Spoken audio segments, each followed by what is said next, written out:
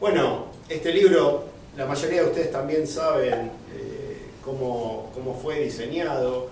El libro, digamos, consta de unas conferencias que fueron dadas este mismo año, en mayo y junio, en el aula magna de la UNOVA. En realidad es una transcripción meramente de esas conferencias que estuvieron pensadas obviamente de manera unitaria y con un sentido general. En realidad el libro nace como un proyecto para una materia, para la materia justamente metafísica, que es una de las materias centrales de la filosofía. Digamos, tal vez la materia central de la filosofía, porque ahí se pregunta por el ser, se pregunta por lo que es, por el sentido del concepto ser. En ese punto aparecen, por ejemplo, preguntas clásicas de la filosofía: ¿por qué hay entes y no más bien la nada?, por ejemplo. Y entonces, en realidad, el libro es un proyecto diseñado para esa materia, luego ampliado. El libro lo que viene a decir es algo bastante radical y económico, en el sentido de que radical porque va a un punto fundamental de la filosofía, y económico en el sentido de que lo que dice es que la filosofía,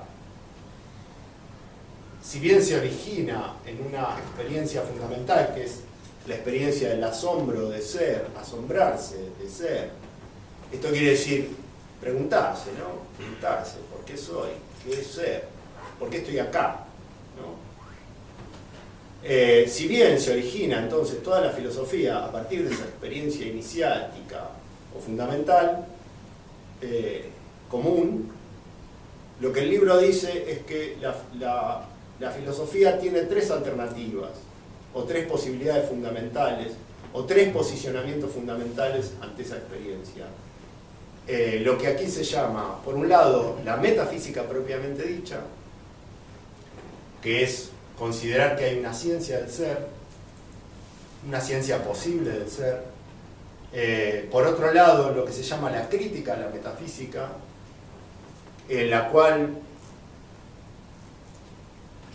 justamente se niega la posibilidad de una ciencia del ser, pero extrañamente en esa crítica a la metafísica se funda o se basa casi toda la ciencia moderna, ¿no? Entonces es bastante paradójico ese movimiento de la ciencia moderna, porque la ciencia moderna es como si fuese una ciencia escéptica, ¿no? Y por otro lado, una tercera posición que aquí se llama, con un giro que se toma de Heidegger, superación de la metafísica, y que, bueno, en cierto modo quiere salirse de esta alternativa entre la posibilidad de una ciencia del ser y la no posibilidad de una ciencia del ser, a partir de plantear, digamos, la filosofía como una disciplina no teórica, diría en principio. En ese sentido, el libro tiene tres capítulos, verdaderamente: la metafísica, la crítica y la superación de la metafísica. Pero tiene un capítulo de inicial, donde en general trata la cuestión del mito y el logos y un poco la filosofía presocrática, y un capítulo final de cierre, donde recapitula sobre la experiencia fundamental de la filosofía, que es el asombro de ser, y discute un poco estas tres alternativas, o rediscute, las trae de nuevo y las redistribuye en orden a ese concepto, a esa experiencia. El libro tiene, por otra parte, un cierto carácter didáctico, porque esas tres posiciones fundamentales aquí están, digamos, realizadas o llevadas a cabo o ejemplificadas, tomando a algunos de los filósofos fundamentales del pensamiento occidental, digamos los más relevantes, y colocándolos entonces en esos lugares y explicitándolos o interpretándolos a partir justamente de esa colocación. O sea que, digamos, acá aparece expuesta la filosofía presocrática, como dije en su capítulo inicial, la filosofía clásica, sobre todo el sistema platónico aristotélico. No toca la filosofía medieval, el sistema cartesiano, Kant, Hegel, Nietzsche y Heidegger, básicamente. Después al final rediscute otros autores como Schopenhauer, Wittgenstein, incluso hay alguna alusión a Freud. En este texto aparece el asombro tratado con una jerarquía especial, ¿no? Como una experiencia fundamental, de la cual, digamos, toda filosofía es un síntoma o una respuesta a este estado originario, ¿no? A la vez me gustaría que hablemos un poco y lo distingamos de lo que se llama el asombro en un sentido cotidiano o en un sentido científico, ¿no? Porque el asombro filosófico difiere por completo de estas experiencias. Sí, o sea, es perfecto lo que decís, porque, bueno, ahí está un tema, ¿no? El tema no sale de ahí, si se quiere. ¿Qué es asombrarse? ¿Qué es asombrarse? En realidad nos asombramos cuando pasa algo que es inhabitual, ¿no? Digamos, se sucede una cosa que no esperábamos, eso es lo que nos asombra. Ese es el asombro cotidiano, ¿no? La cotidianidad, ahí donde, digamos, cualquier persona se asombra, o incluso hasta podría decir hasta un animal se asombra, en ese sentido. El asombro científico tiene que ver con algo que tal vez va más allá del círculo de lo habitual, porque la ciencia va más allá del círculo de lo habitual, ¿no? Hay alguien que dice que hacer ciencia es como, ¿no?, estar en el horizonte de lo abierto por la luz y tirar una piedra hacia lo afuera del horizonte, a ver qué pasa con eso, ¿no? Cómo repercute eso. En realidad es como aventurarse, ¿no? Aventurarse. Salir del horizonte de lo habitual y entonces, bueno, ver qué pasa afuera de ese horizonte de luz o de ese horizonte conocido. Por eso yo digo a veces que la filosofía es una especie de miopía. Es rara la filosofía. Si uno puede decir que la ciencia es una hipermetropía, ustedes saben que hipermétrope es el que ve más de lo que normalmente se ve, es decir, cuya visión apunta más bien a la lejanía. La filosofía es una especie de miopía porque su preguntar no va hacia lo extraño en el sentido de lo que está más allá del horizonte conocido, sino que la filosofía pregunta por lo inmediato, ¿no? Se hace la pregunta por, bueno, ¿qué es ser? ¿Qué es estar acá? No necesita, digamos, la cosa rara que venga de afuera, ¿no? Sino que ya acá podemos preguntarnos y preguntar por la realidad. ¿Por qué es esto? ¿Por qué estamos acá? ¿Qué es vivir? ¿No? ¿Qué es ser consciente? Esa pregunta. Entonces, ese es un asombro raro, porque yo creo que el libro apunta a eso, es decir, a intentar que retomemos esa experiencia y que la resignifiquemos o que le demos la relevancia que tiene, porque ¿por qué uno se asombra de ser? ¿No? Y lo extraño es eso, que estamos en el ser. ¿Y cómo es que ser nos aparece como algo extraño, ¿no? O por lo cual preguntar? Entonces ahí se da como una cosa bastante... parece habitual, pero en realidad es muy inhabitual, es extraordinario, es una experiencia extraordinaria, yo digo a su vez asombrosa. Digo, el asombro filosófico es a su vez asombroso, ¿no? Porque supone que uno corta con el ser, o lo que es le aparece como extraño. ¿Cómo puede ser? O como inesperado, porque también lo asombroso es lo inesperado, ¿no? Pero ¿cómo puede ser inesperado ser? ¿Cómo puede ser que ser sea inesperado? Para eso parecería que uno tendría que retirarse del ser mismo, es decir, tendría que estar en otro lado para que ser sea algo asombroso, inhabitual. Y entonces ahí se abren casi todos los problemas de la filosofía, porque ¿qué es ese otro lugar? Y si nosotros pensamos en Platón, ¿por qué Platón inventa un mundo? Habla de un mundo, ¿no? Tiene que sumarle un mundo al mundo para poder explicar el mundo o la experiencia. Claro, Wittgenstein no hablaba de esta idea, ¿no? De que me asombro, no de que el objeto sea de tal o cual modo o que tenga determinadas cualidades, sino simplemente de que sea, ¿no? Y eso es un asombro extrañísimo porque yo no puedo imaginármelo no siendo. Claro, porque incluso supone que yo he estado en otro lado, como yo digo al principio, al principio del último capítulo, tomando a Heráclito, ¿no? Es decir, es como si yo siempre he estado acá, ¿no? En mi casa, en lo habitual, si yo, digamos, no he salido nunca de mi casa, no sé lo que es estar adentro, ¿no? O no podría hablar de un estar adentro.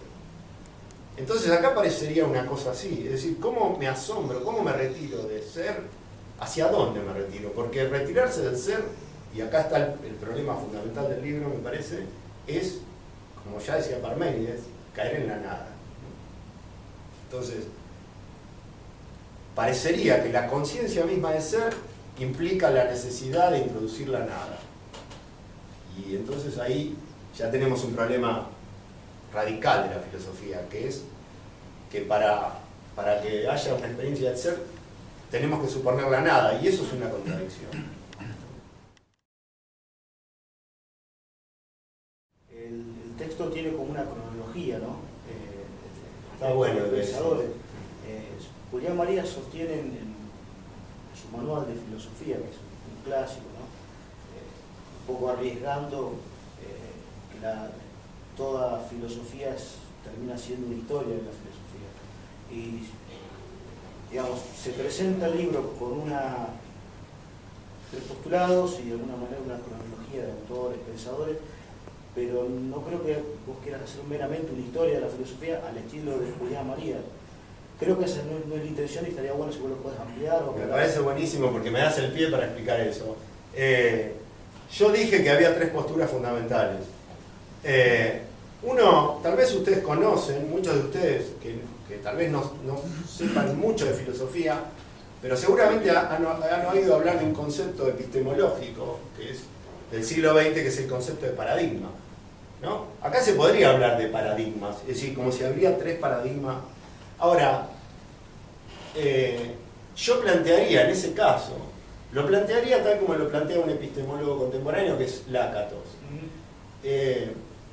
Es verdad que hay una secuencia histórica y uno podría decir, bueno, la metafísica se podría equiparar con la filosofía clásica, mientras que la crítica se podría comparar a la filosofía moderna, y lo que acá se llama superación de la metafísica podría dar el pie a lo que llamamos posmodernidad, ¿no? Pero yo creo que en realidad Lakatos lo plantea muy bien, porque él dice los paradigmas científicos, ¿no? Y ahí se, digamos, difiere de Kuhn, están en el origen, es decir, en el origen están todos los planteos. Lo que pasa que históricamente hay el triunfo de uno, ¿no? Entonces uno podría decir, no es que si nosotros vamos a la filosofía clásica, no es que no esté el paradigma crítico mecanicista, Demócrito, ¿no? Lo que pasa es que esa teoría o ese posicionamiento no tiene éxito, digamos, o no tiene el éxito que tiene la otra posición, que es la consideración del ser como ciencia, ¿no? Entonces, no es un planteo histórico. Yo creo que hoy en día se podría hablar sí, hay toda una corriente de pensamiento postmetafísico, pero también hay una corriente de pensamiento metafísico y crítico. Y creo que si uno va al pasado también podría encontrar, es decir, filones de estos pensadores, como de Nietzsche y de Heidegger, que serían tal vez los pensadores claves de la postmodernidad, en otras manifestaciones que tal vez no han tenido la relevancia histórica o el éxito histórico, ¿no? Por eso una cuestión interesante en el libro es Hegel, ¿no?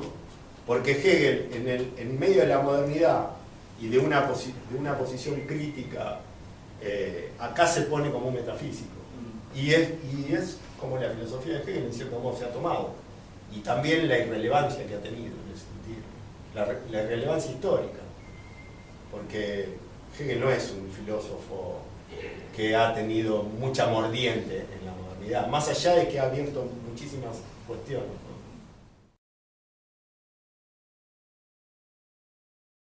En un momento empezás a hablar de que ya el hombre se encuentra ciego, ¿no? En ese encontrarse es que se abre pero se oculta. ¿Podría ser pensado el asombro como ese extrañamiento de sí? Y esa posición que fuera, ¿no? Es decir, porque uno tiene como una especie de precomprensión, ¿no? Esto que hablabas vos de la casa, ¿no? Uno cómo sabe qué es la casa si no hay una comprensión, ¿no? Entonces, si hay una precomprensión del ser, cuando se encuentra siendo, ¿no sería eso un extrañamiento? Y ahí sería el asombro. Bueno, el que habla de una precomprensión del ser es toda la filosofía. Es decir, incluso es extraño esto, porque esa precomprensión que supone toda la filosofía atraviesa incluso estos tres puntos, estos tres paradigmas, ¿no? O paradigmas, no me gusta esa palabra, pero bueno. En Platón hay una precomprensión, hay un mundo de las ideas, ¿no? La idea es anterior al ser. En Kant, y ahí está el punto, la crítica a la metafísica, esa idea que es anterior al ser, porque para que haya algo yo tengo que reconocerlo, el concepto de reconocimiento es fundamental, ¿no? Como vos decís, reconocerme siendo, reconocer lo que es. En la filosofía moderna lo que pasa, ¿en qué sentido se quiebra con eso? Se quiebra porque esa precomprensión se pone en el sujeto, ¿no? Ya no se pone en el ser. Es decir, no es que el ser, lo que es, esté diseñado a partir de una idea o de una noción. Por eso Kant rompe con la metafísica, con la ciencia en sentido absoluto, pero funda la ciencia en la subjetividad, ¿no? Entonces, la idea es algo, y ahí nosotros somos muy modernos en el sentido, porque cuando nosotros hablamos de idea, hablamos de algo que tenemos en la cabeza, ¿no? Entonces ahí hablamos moderno, hablamos kantiano. La idea es algo que está en la cabeza, ¿no? Claro, pero no está en la cosa la idea. Y ahí, como no está en la cosa la idea, cosa que en la metafísica sí debía estar en la cosa, porque yo para conocer el mundo, ¿cómo hago para conocerlo? Si el mundo no es en sí mismo algo que yo pueda tomar, ¿no? Que yo pueda idear. Entonces ahí lo que hay es una quiebra, un quiebre, ¿no? Digamos, lo que es queda por un lado y lo que pienso queda por el otro, ¿no? Yo siempre hablo, bueno, con Georgina de psicoanálisis y de psicología. Yo digo que el psicoanálisis está,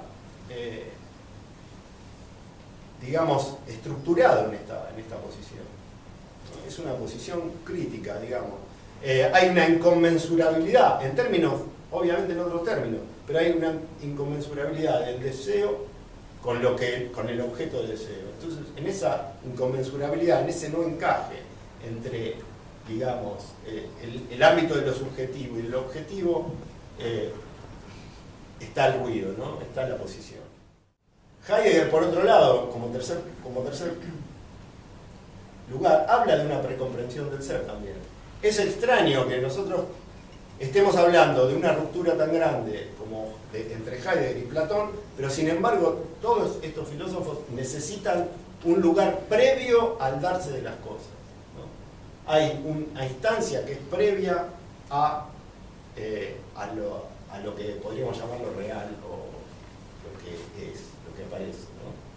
Porque hay una instancia de anticipación necesaria de eso que aparece. Si hay una instancia de anticipación pura de eso que aparece, yo no debería asombrarme. ¿Por qué me asombro?, dice Platón. ¿Por qué me asombro? Y porque en realidad me reconozco, pero no me reconozco. Por eso yo en el libro trato esto, que a mí me parece un hallazgo, que es el ejemplo del Alzheimer, ¿no? El enfermo de Alzheimer. Porque el enfermo de Alzheimer se reconoce, tiene una conciencia de él cuando se ve en el espejo, pero a la vez no se reconoce, porque claro, tiene una imagen de él que no es la que realmente le da el espejo, ¿no? Entonces, si no se reconociese sería otro, es decir, el que está en el espejo no es él, es otro. Si se reconociese absolutamente no habría ningún problema, ese soy yo, pero acá hay un problema, soy pero no soy, ¿no? Es decir, reconozco la realidad desde la idea, pero a la vez no la reconozco. Ahí está el asombro, ¿no? Es decir, estoy en el ser, reconozco ser, pero hay un lugar que se abre, un abismo entre lo que soy y lo que reconozco, donde ahí cuaja justamente el asombro. ¿Cómo lo resuelve Platón? Justamente en este sentido, casi en el sentido del enfermo. Cuando yo recupere toda la memoria, ¿no? O cuando la realidad, y ahí es muy interesante comparar la modernidad con el pasado metafísico. En realidad, la realidad en el concepto metafísico está degradada respecto de la idea. En la modernidad, lo que el hombre tiene que hacer es transformar la realidad. Fíjense que acá está toda la técnica moderna para que llegue a la idea. Es decir, si en vez de acomodar mi cabeza al del espejo, yo lo que tengo que hacer es acomodar al espejo, ¿no? Al que aparece en el espejo, entonces tengo que transformar la realidad. Y esto es la modernidad. Cuando hablamos de progreso, ¿no? Toda esta idea del progreso moderno, de llegar a un lugar donde en realidad es poner el paraíso adelante, ¿no? Antes el paraíso estaba atrás, nos caímos de ahí, nos caímos de la idea, y ahora el paraíso pasa a estar adelante, ¿no? En la modernidad.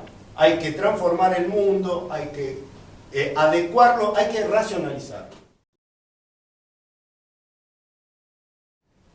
Yo, pensando un poco cómo hacer esta charla, creo que gráficamente uno se podría representar estas tres ideas con tres círculos, ¿no? El primer círculo es blanco, es decir, la realidad y la razón en definitiva son lo mismo, o van a llegar a ser lo mismo en algún momento. Esto sería la posición metafísica. La posición crítica es decir, el círculo, partámoslo, hay una parte oscura y una parte blanca.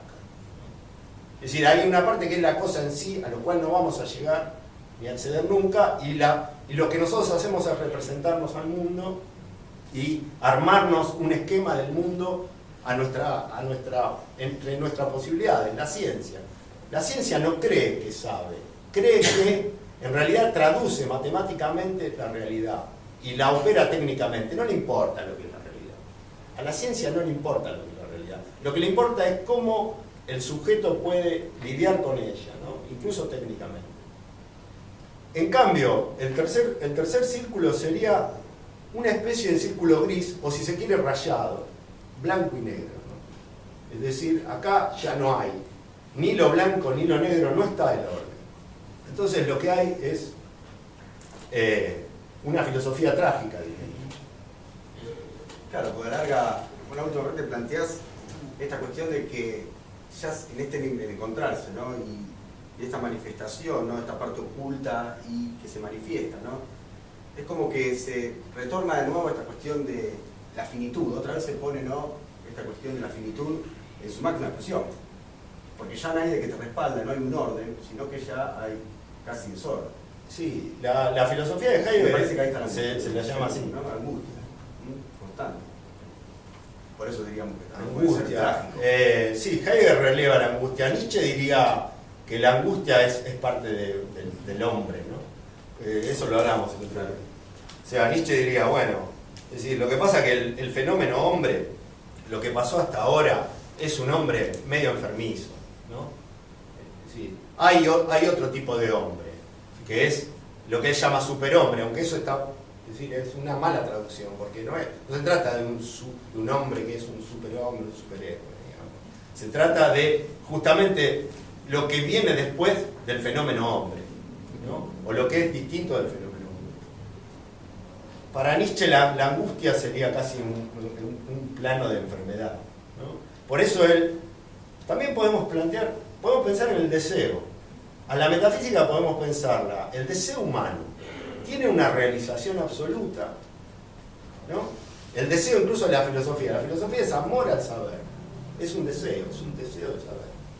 Entonces, para la metafísica hay un saber, aun cuando el hombre no lo pueda cumplir o por la finitud humana, pero en Dios está el saber. Hay un orden cerrado de saber y ser. En la crítica no hay un saber. Si Kant dice, la cosa en sí no se puede conocer. Y en este sentido yo diría que Lacan dice algo parecido, es decir, ¿no? El objeto A queda ahí, para siempre inaccesible.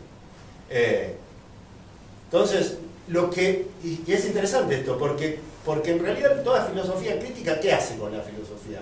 Hace terapia de la propia filosofía, ¿no? Pongamos los límites, no preguntemos más por lo incondicionado, Wittgenstein, ¿no? Es decir, este deseo hacia lo incondicionado, bueno, es decir, hay que mermarlo.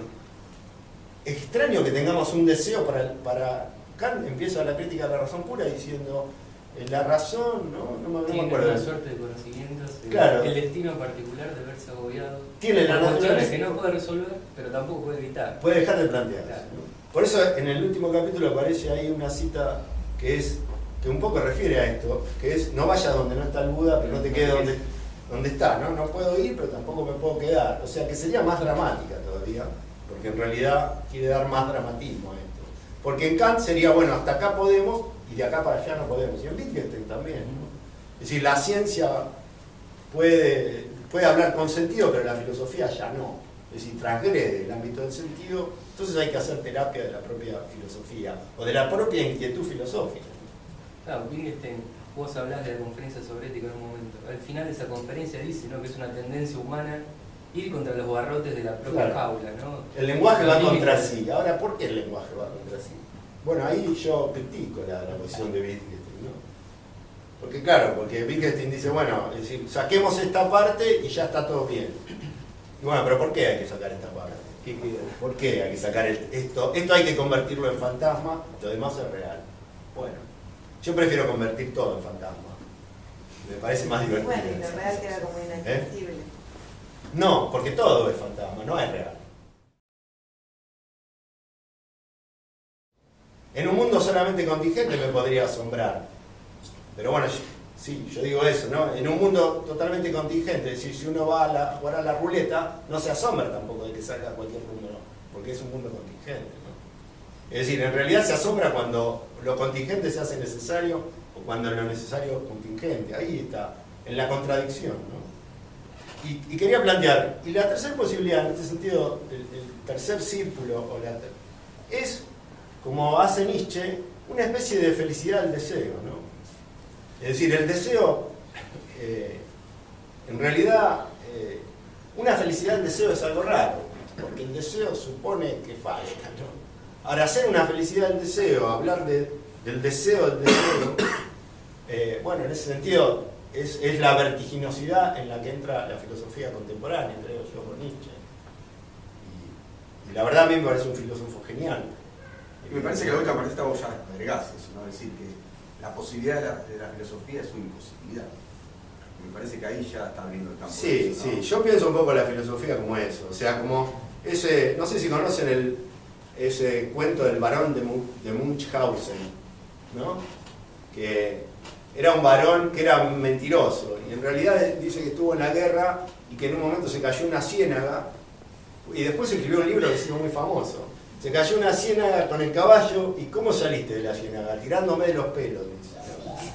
Claro, si todo está en la ciénaga, no puede sacarse de la ciénaga tirándose los pelos, porque no tiene punto de apoyo que no esté en la ciénaga, ¿no? Entonces medio, sí, a mí la filosofía me parece un poco ese lugar. Lo cual puede verse como algo,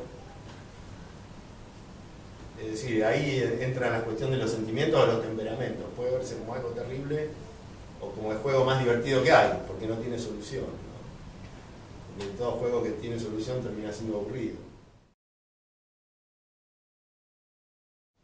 Al comienzo del libro hablas de Tales, ¿no? Como Sí. digamos, el que registra la historia como el primer filósofo, ¿no? Con esta idea de que todo es agua, ¿no? Una afirmación ridícula para Nietzsche, pero que da comienzo a la filosofía, ¿no? Que plantea que los fenómenos son homogéneos, ¿no? Todo se, en última instancia, remite a ese elemento. Y vos mencionás algo muy interesante, que es una correlación con la ciencia, ¿no? Que sigue dentro de esa idea, aunque haya avanzado infinitamente. Claro, claro. Y sí, porque en realidad, por ejemplo, cuando la ciencia busca la teoría del Big Bang, es decir, es lo mismo, está en el mismo camino de Tales, es decir, busca ¿no? El primer principio del cual viene todo lo demás. Es decir, no hay mucha diferencia. Claro que la complejidad de eso es mayor, pero digo, ahí para entender este tipo que parece un idiota, que dijo que todo era agua, porque es como dice Nietzsche, ¿no? Es decir, Nietzsche lo dice un poco, él sabe lo que está diciendo, ¿no? Él dice, bueno, en realidad la filosofía comienza con una idea idiota, todo es agua, eso es idiota, ¿no? Pero es la misma idiotez que todo empieza con el Big Bang, o sea, no hay mucho más. No hay nada más deslumbrante. Sí, lo que hay es mucho más complejidad. Incluso el otro día veía una película, no sé si alguien la vio, de La máquina de Dios. Es increíble. Vos, Pablo, también sabés algo. Un documental. Sí, el documental. Lo que es esa estructura, ¿no? Son 27 kilómetros y no sé cuántos pisos tiene. O sea, esto para hacer un experimento. Incluso ya los científicos de hoy se dividen, y ahí es muy interesante, entre el teórico, solamente el que hace teoría, y el experimentador.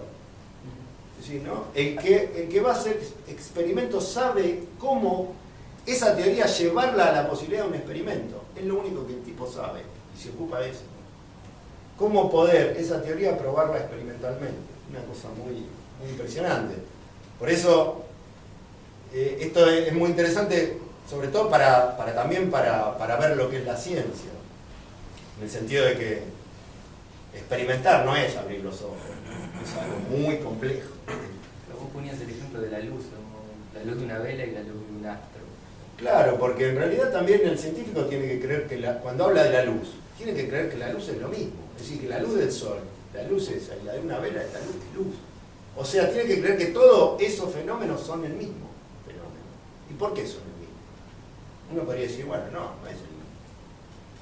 Sin embargo, para poder hacer ciencia yo tengo que suponer una unidad que abarque todos los fenómenos, como dice Tales, todo es agua. Porque si no, no puedo hacer ciencia. ¿Cómo la haría? Bueno, Kant, de alguna manera también, propone el principio de orden en crítica del juicio, ¿no? Tengo que suponer un orden último para poder... Tengo que suponer una unidad. Ahí donde Kant está más cerca de la metafísica. Porque él es un crítico de la metafísica, pero dice, bueno, pero no puede haber ciencia si no hay un presupuesto metafísico. Claro que no es la metafísica, sino que la metafísica en la ciencia moderna es un como si. Es decir, no es así el mundo, sino tengo que hacer como si fuese así, porque si no, no podría ser ciencia.